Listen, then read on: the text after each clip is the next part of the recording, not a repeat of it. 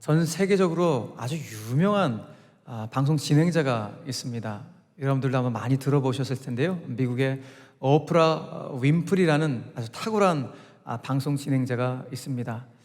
그녀가 진행하는 오프라 윈프리 쇼는 무려 20년 넘게 정말 미국 전역에 있는 또 전 세계적으로 많은 열렬한 사랑을 받는 그런 프로이기도 하지요. 미국 내에서 가히 그녀의 영향력은 폭발적입니다. 어느 정도인가 하면은 방송에 나와서 내가 이번 주에 이런 책을 읽었다라고 말을 하면 바로 그 순간 그 책은 그냥 미국 전역에서 베스트셀러가 되기도 하고, 그녀가 방송 중에 어떤 좀 어려운 그런 보육원 같은 데 찾아가서 여기 참 도움이 필요한 것 같습니다, 이 한마디만 해도 그 순간 수십억 원의 기부금이 쏟아질 정도로 미국 내에서 오프라 윈프리의 그 영향력은 굉장하다고 합니다. 포브스 잡지가 선정한 세계 100인의 영향력 있는 사람 중에 한 명이 또 오프라 윈프리이기도 합니다. 그런데 그녀의 어린 시절은 너무나 불우했다고 하죠. 그녀는 사생아로 태어났습니다. 그리고 9살 때 사촌으로부터 성폭행을 당하기도 했습니다. 14살 때 아이를 낳고 미혼모가 되었습니다. 그런데 낳은 아이가 2주 만에 죽고 맙니다. 그래서 그 충격으로 말미암아 청소년 시절 내내 마약에 손을 댐으로 말미암아 그야말로 지옥 같은 청소년 시절을 보내오게 되었습니다. 그런데 그런 불우하고 참 어두웠던 시절을 보냈던 오프라 윈프리가 이렇게도 완전히 변화된 많은 사람들 가운데 밝은 영향력을 끼치는 그 과거의 모든 아픔과 상처를 딛고 이렇게도 참 아름다운 영향력을 끼치는 삶을 살게 된 것이죠. 그래서 그녀의 이런 인생 스토리를 알고 있는 많은 사람들은 궁금해했습니다. 어떻게 그녀가 이렇게도 비포와 애프터가 이렇게 다른 삶을 살 수가 있는 것인가. 그런데 그녀가 쓴 이것이 사명이다 라는 책을 통해서 많은 사람들은 알게 되었습니다. 그녀의 삶이 이렇기 때문에 변화가 되었구나 라고 말입니다. 그 책에서 오프라 윈프리는 자신의 인생에 4가지의 사명이 있다고 그럼 밝힙니다. 첫 번째, 남들보다 더 가진 것이 있다면 그것은 축복이 아니라 사명이다 라고 말을 합니다. 두 번째, 남들보다 아픈 상처가 있다면 그것은 고통이 아니라 사명이다 라고 말합니다. 세 번째, 남들보다 더 설레는 꿈이 있다면 그것은 망상이 아니라 사명이다 라고 말을 합니다. 네 번째, 남들보다 더 부담되는 무엇이 내게 있다면 그것은 짐이 아니라 사명이다 라고 그녀는 말을 합니다. 우리는 오프라 윈프리가 직접 밝힌 그의 4가지 사명을 확인해 가면서 오프라 윈프리는 상처를 고통이 아니라 사명으로 해석하고 있다는 사실을 보게 됩니다. 해석을 참 잘하는 그 탁월함을 우리에게 보여주고 있는 것이죠. 여러분, 그렇습니다. 똑같은 실패를 해도 어떤 사람은 그래, 내가 그렇지 뭐, 나는 안 돼, 나는 저주받은 인생이야, 이렇게 스스로를 학대하는 사람이 있는 반면에 어떤 사람은 똑같은 실패를 해도 실패를 성공이라는 단어로 동의어로 여깁니다. 실패는 성공과 동의어야 라고 생각을 하는 사람이 있습니다. 그렇지, 가시가 없는 장미는 없잖아, 그러니 실패가 없는 성공도 없는 거야 라고 생각을 하면서 그 실패를 통해 배움의 기회를 갖는 분들이 있습니다. 그야말로 인생은 해석입니다. 나에게 주어진 이 환경과 상황을 어떻게 해석하는가에 따라서 어떤 사람은 주저하는 인생이 있는 반면에 어떤 인생은 벌떡 일어나서 새로운 삶을 사는 사람도 있습니다. 오프라 윈프리처럼 말입니다. 그런 차원에서 여러분, 우리가 믿는 예수님, 그 예수님은요, 우리의 삶을 어떻게든지 다시 세우고 살리시기 위해서 우리의 삶을 긍정적으로 해석해 가길 원하시는 분이 우리가 믿는 예수님이라는 것입니다. 그렇기 때문에 예수님은 최고의 긍정적 해석가가 아닐 수가 없습니다. 특별히 오늘 본문에서 우리가 마주하게 되는 베드로, 그 베드로의 인생을 긍정적으로 해석해 나가는 예수님의 모습을 보니 더더욱 이 점을 확인하게 됩니다.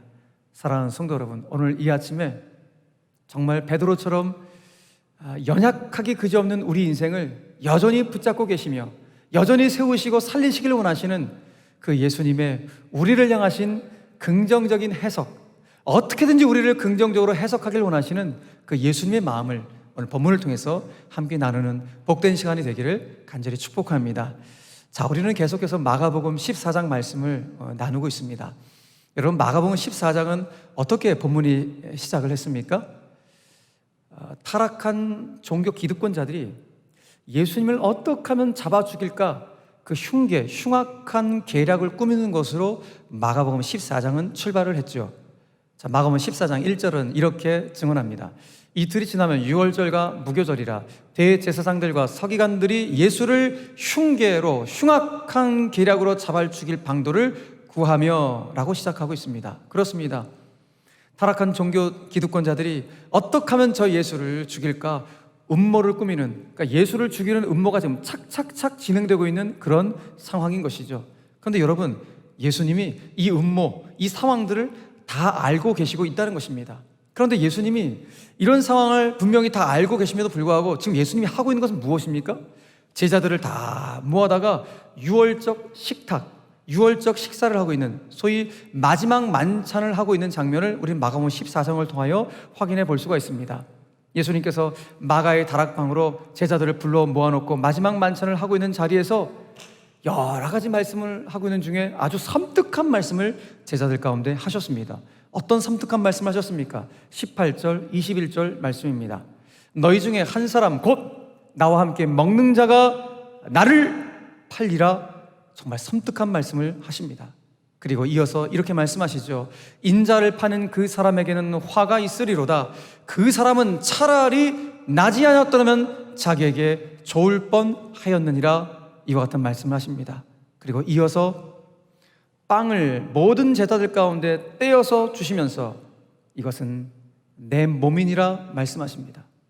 포도주를 주면서는 이것은 나의 피, 곧 언약의 피니라고 말씀을 하십니다. 여러분, 지금 이 상황이, 이 분위기가 어떤 분위기입니까? 그야말로 비장하기 이를 데 없는 그런 순간이 아닐 수가 없습니다. 드디어 이 비장하기 이를 데 없는 마지막 만찬을 만드신 예수님께서 제자들을 데리시고 오늘 저 감람산 올리브산으로 올라가는 장면으로 오늘 본문은 시작하고 있는 것입니다. 여러분, 그런데 이 당시에 유월절 식사라고 하는 것은 한 저녁 우리 시간으로 하면 저는 6시 해가 질 무렵부터 해서 12시까지 자정까지 이루어진 것이 유월적 식사였습니다. 그러니까 지금 예수님과 제자들은 그 비장하기 이를 데 없는 마지막 만찬을 마치시고 감람산으로 올라가시는 그 시각은 정말 아무것도 보이지 않는 깜깜한 밤중에 감람산을 올라가고 있는 것입니다. 여러분, 한번 상상해 보십시오. 그 깜깜한 밤중에 제자들은 어떤 생각, 무슨 생각을 하면서 감람산에 올라가고 있는 것일까? 이 깜깜한 밤중에 감람산으로 올라가고 있는 제자들의 심적인 상태는 어떤 상태일까? 여러분, 한번 상상해 보시길 바랍니다. 어떤 상상이 되십니까? 아마도 제자들은 방금 그 마지막 만찬 자리에서 예수님으로부터 너희 중 한 사람이 나를 팔리라 라는 이 섬뜩한 말씀을 들었기 때문에 속으로 제자들은 아마 생각하지 않았겠습니까? 예수님 말씀하시는 그 한 사람이 도대체 누구야? 잴까? 얘일까? 마음속으로 자기 동역자들을 짚어보면서 아마 생각하며 그 깜깜한 밤길을 걸어가고 있지 않았을까 상상이 되어집니다. 무엇보다도 너희 중에 한 사람이 나를 팔리라 말씀하셨는데 그 당사자가 가룟 유다임을 가룟 유다 본인은 너무 잘 알고 있으니 유다는 아하, 들켰구나 라는 생각에 두려움 가운데서 어떻게든지 이 일을 쥐도 새도 모르게 잘 처리해서 내가 사람들이 알지 못하게 이 일을 처리해야겠다. 그래서 아마 잔머리를 막 굴리면서 그 깜깜한 밤길로 감람산으로 올라가고 있지 않았을까? 그런 상상이 되어집니다. 바로 이렇게 어두운 침묵이 흐르는 바로 그 걸음걸음 속에서 예수님께서 그 침묵을 깨시고 제자들 가운데 더 섬뜩한 말씀을 하십니다. 오늘 본문 27절 말씀입니다. 예수께서 제자들에게 이르시되 너희가 다 나를 버리리라. 너희가 다 나를 버리리라.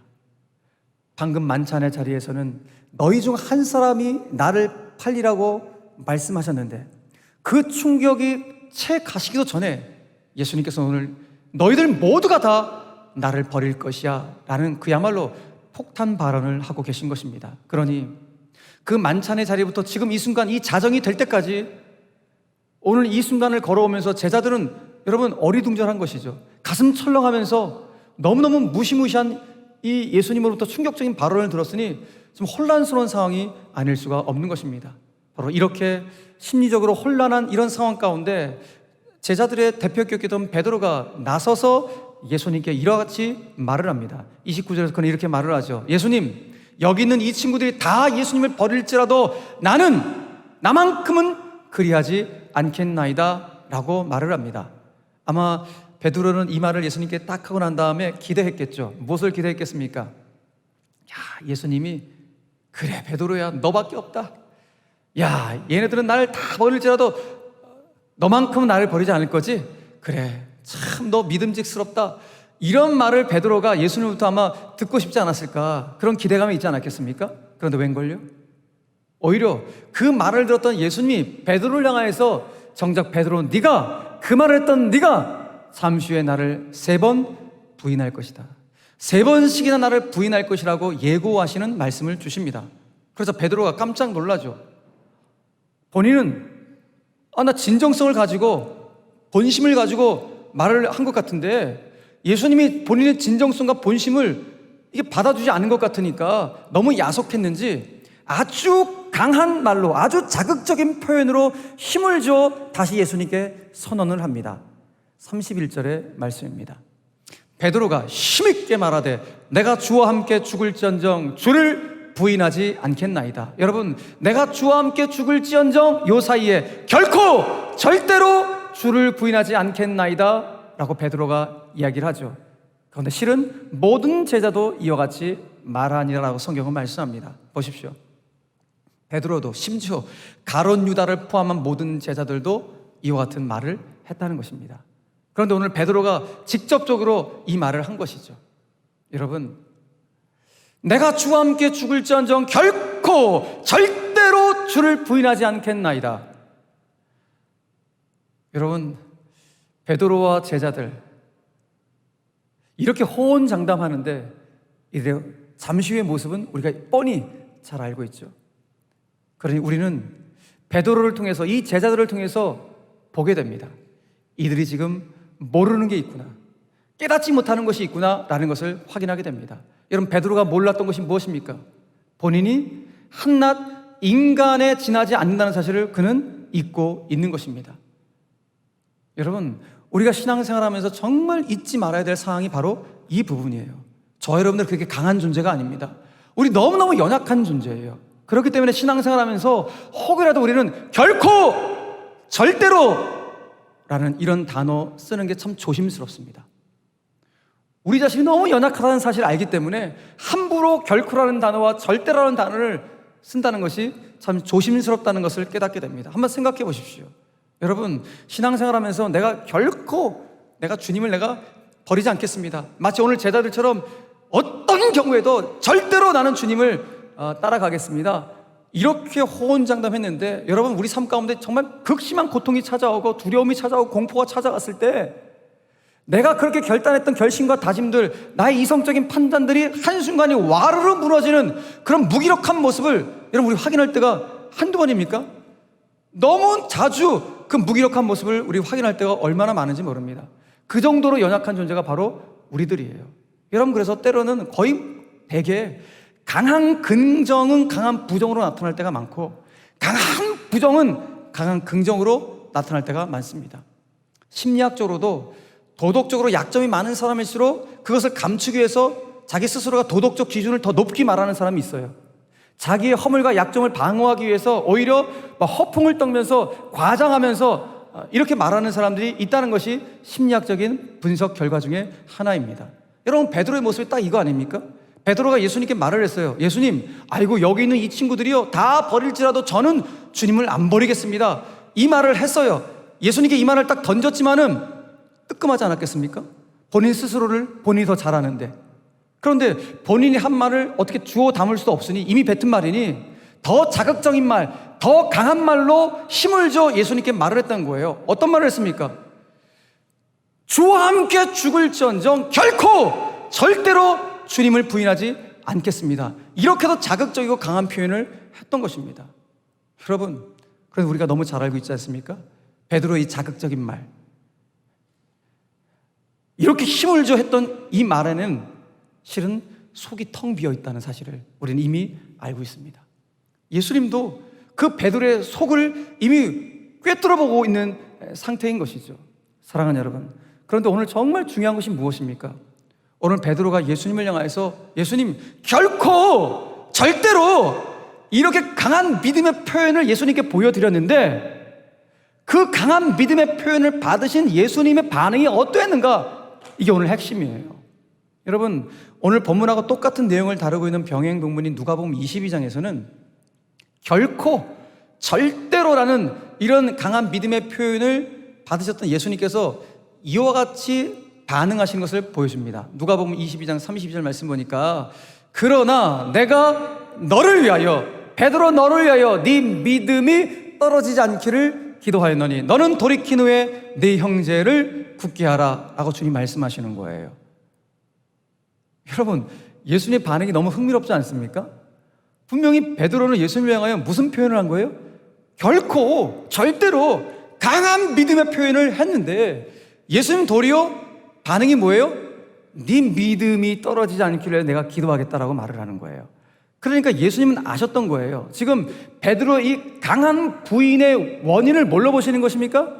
베드로의 믿음의 연약함에 있다고 주님이 보시는 것이죠. 베드로가 겉으로는 입을 통해서는 결코 절대로 이런 표현을 쓰고 있지만 그의 속마음은 전혀 그렇지 못하는 사실을 예수님께서 알고 계시는 것입니다. 그래서 오늘 베드로를 불쌍히 여기시면서 내가 너의 믿음이 떨어지지 않기를 위해서 기도하시겠다고 주님 말씀하고 있는 것이죠. 여러분, 그런데 여기서 우리는 아주 이상한 장면을 하나 포착하게 됩니다. 어떤 장면입니까? 여러분 보십시오.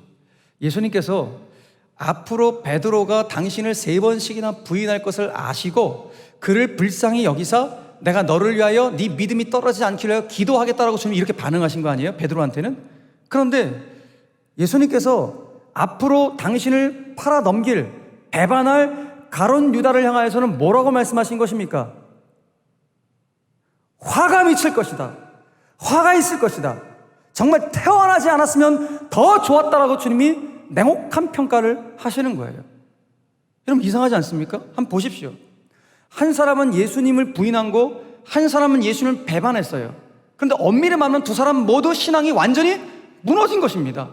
그런데 한 사람을 향하여서는 예수님께서 불쌍히 여기십니다. 그러니까 한 사람은 불쌍히 여김을 받은 것이고 한 사람은 차라리 태어나지 않았으면 좋을 뻔했다라는 냉혹한 평가를 받은 거예요. 도대체 무엇 때문에? 이유가 무엇입니까? 무엇 때문에 예수님은 이 두 사람에 대해서 이렇게 다른 반응을 보이고 계시는 것일까요? 정확한 이유는 우리가 예수님 만나서 물어봐야 되겠지만 추정해 보건대 아마도 베드로는 약했기 때문이었고 가룟 유다는 악했기 때문이었던 것으로 보입니다. 베드로는 연약했던 것이고 가룟 유다는 완악했기 때문에 주님은 이와 같은 반응을 보이지 않았나 추정할 수가 있습니다. 여러분, 가룟 유다의 그 행적을 보십시오. 마가복음 14장 10절 11절의 말씀입니다. 12 중에 하나인 가룟 유다가 예수를 넘겨주려고 대제사장들에게 감해 그들이 듣고 기뻐하여 돈을 주기로 약속하니 유다가 예수를 어떻게 넘겨줄까 하고 그 기회를 찾더라. 보십시오. 가룟 유다는 자기 발로 걸어갑니다. 어떻게 하면 예수를 잘 팔아넘길까? 그 기회를 포착하려고 호시탐탐 노리고 있습니다. 그리고 돈을 요구합니다. 가룟 유다는 예수님을 어떻게, 어떤 시간에, 무슨 방법으로 넘길까를 고민하면서 기회를 포착합니다. 그러니까 여러분 보십시오. 유다의 배반은 의도된 계획이에요. 철저히 기획되고 철저히 계획된, 분명히 유다는 본인이 예수님을 팔아 넘기는 일이 악한 일임을 알면서도 추진하고 있는 것입니다. 알면서 행하는 거, 이거 완악한 것이죠. 주님은 그것을 악으로 냉혹하게 평가하십니다.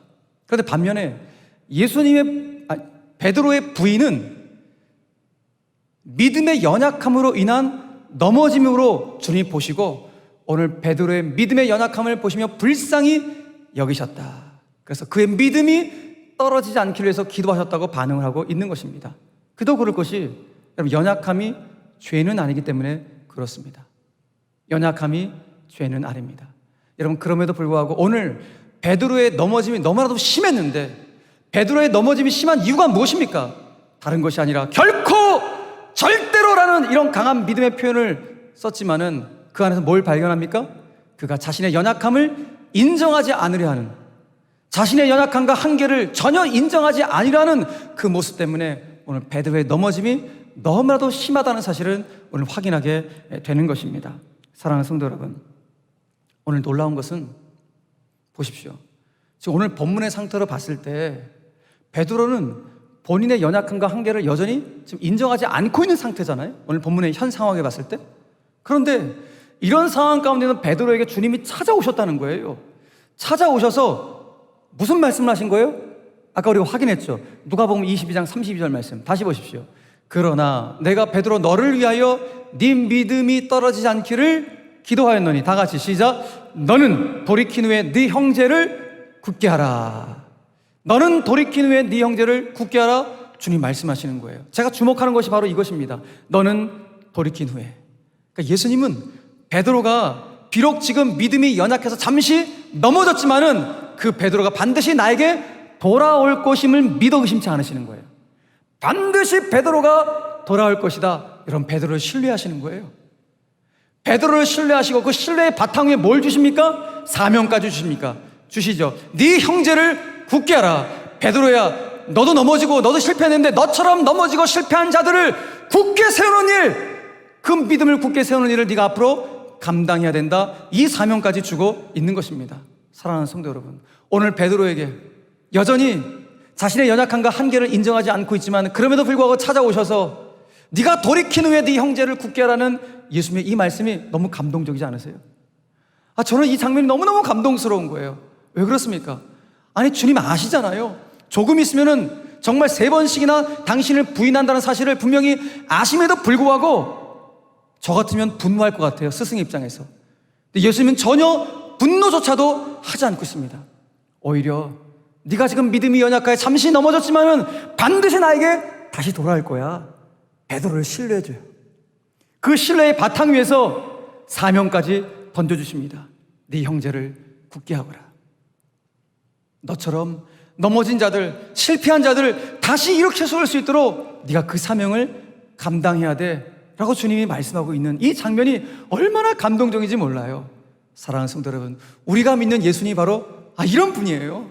우리를 철저히 신뢰해 주시는 바로 그 예수님. 우리가 넘어져도 그 넘어진 자리에 다시 찾아와 주셔서 사명을 주시는 바로 그 예수님. 그 예수님이 우리가 믿는 예수님이니 여러분, 얼마나 감동적입니까? 그 예수님 우리 늘 사랑한다고 고백하지 않겠습니까? 여러분, 이런 예수님 만나면은 좀 찬양하지 않을 수가 없어요. 난 예수가 좋다오, 난 예수가 좋다요. 여러분, 찬양하지 않을 수가 없는 것입니다. 사랑하는 교회 여러분, 비가 내린 후에 땅이 굳어진다는 이런 말이 있듯이 실패를 경험한 자라야 실패 가운데 있는 이들을 보듬어주고 이해할 수 있고, 아픔을 경험한 자라야 그 아픔 가운데 신음하고 있는 그들의 형편과 처지를 돕고 위로하고 이해해 줄 수가 있는 것입니다. 바로 이것입니다. 오늘 예수님께서 넘어진 베드로를 향한 예수님의 인생 해석이 바로 이것입니다. 그 해석이 무엇입니까? 예수님은 베드로의 넘어짐을 단순한 실패가 아니라 그런 처지에 있는 자들을 위로하고 도와주는 사명 감당임을 오늘 주님께서 해석해주고 있는 것입니다. 다시요. 예수님의 해석이 뭐라고요? 베드로의 넘어짐은 단순한 넘어짐, 단순한 실패가 아니구나. 그건 실패가 아니라 네가 너처럼 넘어지고 너처럼 실패하는 자들을 다시 세워줘야 될 그 사명을 감당하는 것, 그것이 너의 넘어짐의 해석이란다. 주님이 말씀하고 있는 것입니다. 이게 정말 할렐루야입니다. 사랑하는 성도 여러분, 히브리서 기자가 예수님을 향하여서 이와 같은 말씀을 하셨죠. 히브리서 2장 18절 말씀입니다. 그가 예수님이 시험을 받아 고난을 당하셨은즉 시험 받는 자들을 능히 도우실 수 있느니라. 아멘. 야, 여러분, 예수님도 이 땅에 오셔서 정말 극심한 시험과 고난을 당하셨대요. 그거 당하시니까 당신과 동행하고 있는 자들, 당신 눈에 보이는 자들이 시험받고 고난받고 아파하는 자들을 능히 내가 위로하고 손을 뻗고 도와줄 수가 있었다는 것입니다. 바로 그 예수님이 오늘 베드로에게 찾아오셔서 말씀하셨던 거예요. 베드로야, 네가 돌이킨 후에 네 형제를 굳게 하라 라고 말입니다. 풀어 말하면 무슨 말이겠습니까? 베드로야, 내가 이 땅에 와서 나도 극심한 시험을 받고 고난을 당해보니까 내 주변에 많은 사람들, 고난받는 영혼들, 시험받는 영혼들, 내가 그들을 친히 위로하고 이해하고 도와줄 수가 있었단다. 베드로야, 너도 지금 넘어지는데 넘어진 그 자리에서 다시 돌아오게 되면 네가 경험한 그 넘어짐과 실패를 교훈 삼아서 너처럼 넘어지고 실패한 그들을, 그래서 실패해서 넘어져서 다시 일어날 용기조차 없는 바로 그들을 일으켜 세울 수 있는 바로 그와 같은 세움의 사명을 네가 감당해야 된단다 라고 주님이 오늘 베드로에게 말씀하고 있는 것입니다. 사랑하는 성도 여러분, 오늘 이것이 베드로를 향하신, 아니 오늘 예배에 참석과 이 말씀을 듣고 있는 저와 여러분들을 향하신 인생 해석인 줄로 믿으시길 바랍니다. 오늘 베드로를 향한, 우리들을 향한 인생 해석이 무엇입니까? 다른 것이 아니라 넘어짐은 실패의 시간이 아니라 사명 감당의 시간이라는 것입니다. 아멘. 여러분 가정에서 한번 선포해 보시겠어요? 시작. 넘어짐은 실패의 시간이 아니라 사명 감당의 시간이다. 할렐루야. 여러분, 세상은 넘어지면 실패한 사람이라고 낙인 찍을지 모르겠습니다.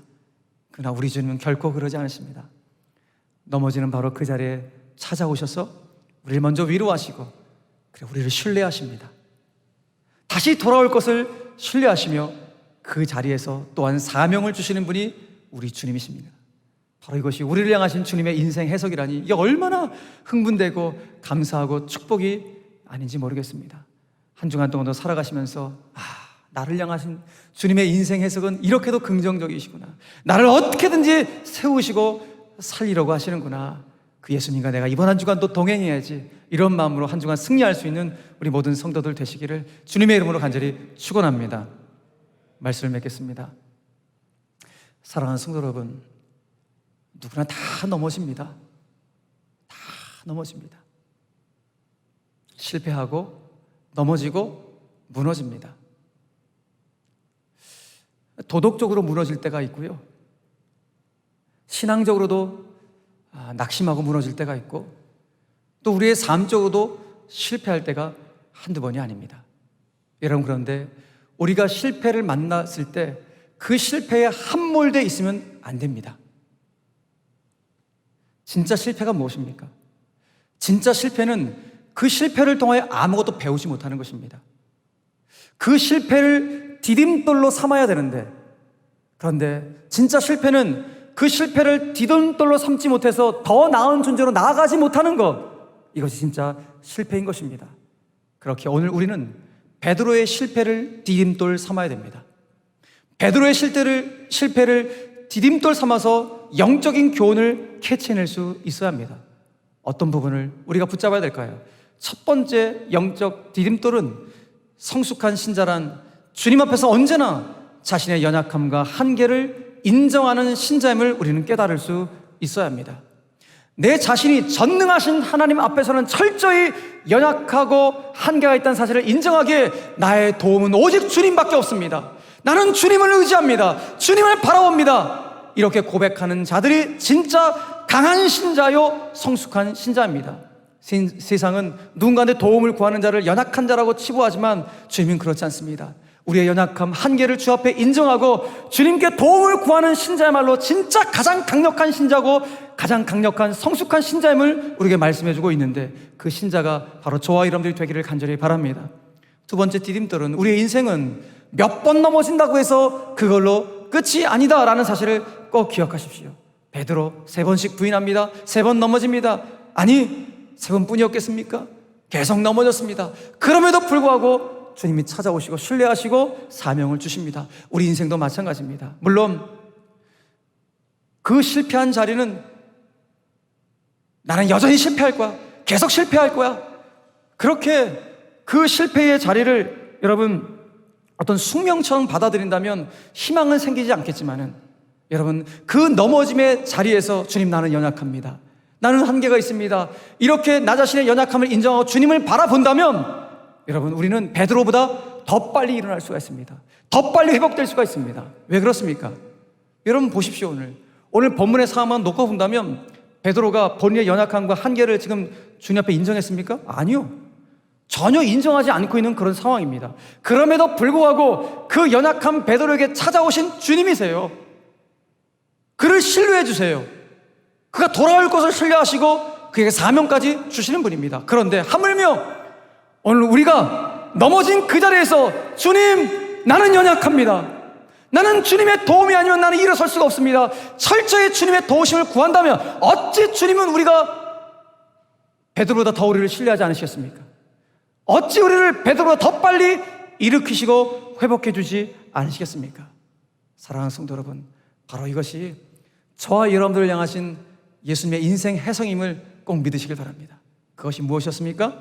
넘어짐은 실패의 시간이 아니라 사명 감당의 시간이다.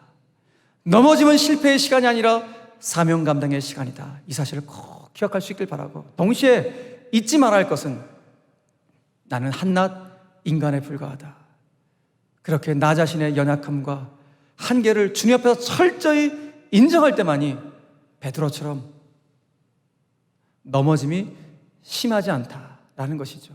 여러분 베드로 보십시오. 결코 절대로 이렇게 자신의 연약함을 인정하지 않았기 때문에 그의 넘어짐은 너무 심했습니다.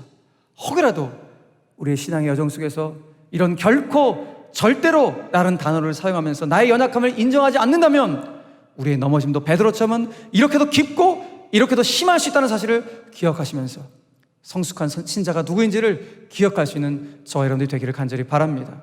사랑하는 성도 여러분, 바라기는 저와 여러분들은 전능하신 하나님 앞에서라면, 전능하신 그 하나님 앞에서 철저히 나 자신의 연약함을 인정할 수 있는 성숙한 신자가 되시기를 바랍니다. 그렇게 될 때 넘어짐조차도 사명으로 바꿔주신 바로 그 주님이 우리의 삶을 새롭게 하실 것이며 우리의 인생을 더 능력 있게 붙잡고 가실 줄로 믿으시길 바랍니다. 비옵기는 이와 같은 은혜와 축복이 이번 한 주간 우리 모든 성도들 가운데 목도될 수 있는 축복의 현장이 되길 바라고, 주님과 하루하루 동행하는 그 시간이 내 인생의 가장 큰 축복이 될 수 있는 놀라운 역사가 한 주간 동안 펼쳐질 수 있게 되기를 주 예수 그리스도의 이름으로 간절히 축원합니다. 아멘. 여러분 오늘 말씀을 기억하시면서 옆에 있는 가족들하고 한번 이렇게 신앙의 고백을 한번 해볼까요? 자, 성숙한 신자는 주님 앞에서 자신의 연약함과 한계를 인정합니다. 한번 가족들하고 고백합시다. 시작. 성숙한 신자는 주님 앞에서 자신의 연약함과 한계를 인정합니다. 아멘. 또 한번 우리 고백합시다. 넘어짐은 실패의 시간이 아니라 사명 감당의 시간입니다. 우리 가족들 한번 고백합시다. 시작. 넘어짐은 실패의 시간이 아니라 사명 감당의 시간입니다. 아멘. 사랑하는 교회 여러분, 오늘 우리가 한 자리에 모여서 예배하지 못한 오늘 비대면 예배였지만 그럼에도 우리 영적으로 주님과 대면하셨죠. 말씀으로 주님과 대면하셨죠. 그리고 그 말씀 신비 가운데 새기셨죠. 오늘 주신 말씀 가슴에 잘 새겨서 한 주간 동안 이 힘겨운 시대 주의 말씀으로 여러분 이겨낼 수 있는 것입니다. 그 말씀으로 주님과 동행하시다가 다음 주에 다시 여러분 각자의 처소에서 해와 같이 밝은 얼굴로 주님을 영광스럽게 예배할 수 있는 우리 모든 성도들 되시기를 주님의 이름으로 간절히 축복합니다. 축복합니다. 아멘. 우리 그런 마음 담아서 우리 그 자리에서 다 함께 일어나셔서 주여 우린 연약합니다. 우리 이 찬송 그리고 난 예수가 좋다고 힘차게 한번 우리가 찬송하면서 예배를 마무리하도록 하겠습니다.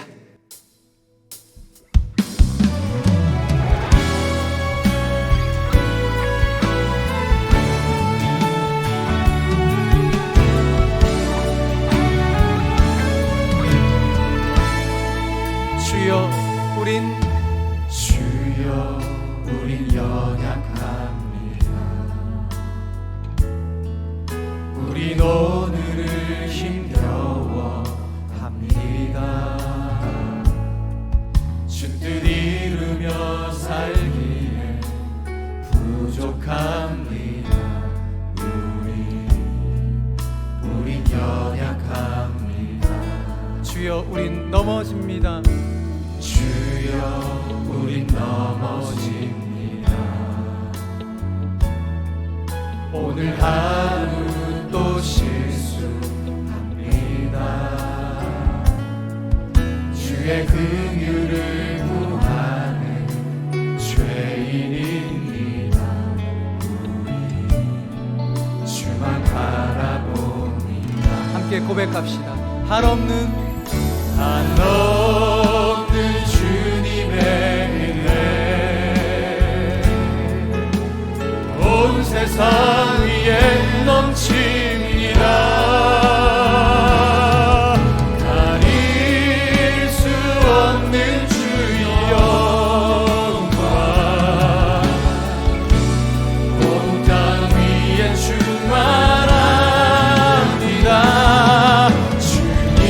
주님만이 길이오니 우린 그 길 따라갑니다. 그날에 우리를 이루신 주는 완전합니다. 다시 한번 믿음으로 고백하며 저 앞에 나아갑시다. 주여 주여 우린 연약합니다. 우린 오늘을 힘겨워합니다. 주 뜻 이루며 살기에 부족합니다. 우린 연약합니다. 주여 우린 넘어집니다. 주여 우린 넘어집니다. 오늘 하루 또 실수합니다. 주의 긍휼을 구하는 죄인입니다. 우리 주만 바라봅니다.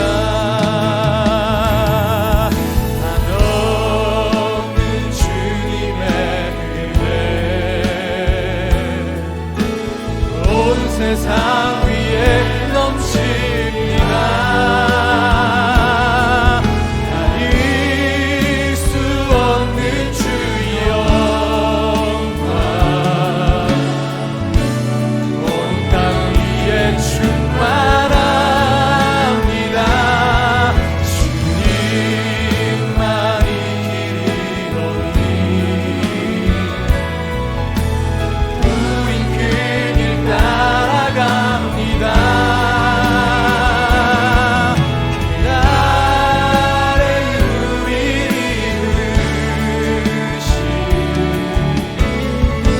주는 완전합니다. 두 손을 높이 들고 한없는 주님의 은혜 한없는 주님의 은혜 온 세상 위에 넘칩니다. 가릴 수 없는 주의 영광 온 땅 위에 충만합니다.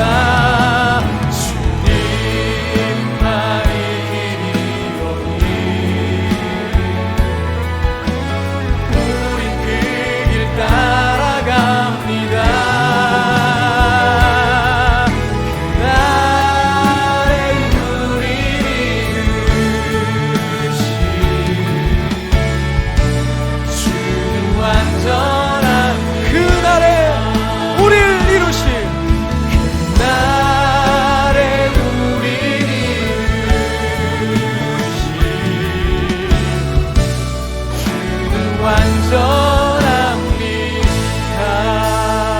완전합니다. 우리 박수 치며 함께 찬양하며 옆에 나옵시다. 많은 사람들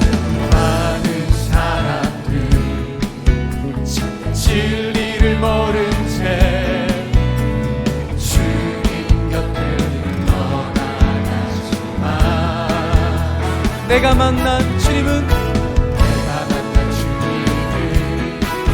참 사랑이었고 진리였고 소망이었소. 난 예수가 좋다오. 나 예수가 좋다오. 나 예수가 좋다고. 주를 사랑한다던 베드로 고백처럼 나 예수를 사랑한다. 무거운 짐진 자 예수 앞으로 나오십시오. 무거운 짐진 자 다 내게로 오라. 내가 너를 쉬게 하리라. 이름한 생명의 길 참 복된 길이라. 항상 내게 들려주셔. 함께 고백합니다. 난 예수가 좋다오. 나 예수가 좋다고. 나 예수가 좋다고. 주를 사랑한다던 베드로 고백처럼 나 예수. 다시 한번 난 예수가 좋다오. 나 예수가 좋다고. 나 예수가 좋다고. 주를 사랑한다던 베드로 고백처럼 나 예수를 사랑한다오. 난 예수를 사랑한다오. 예수를 사랑한다오. 마지막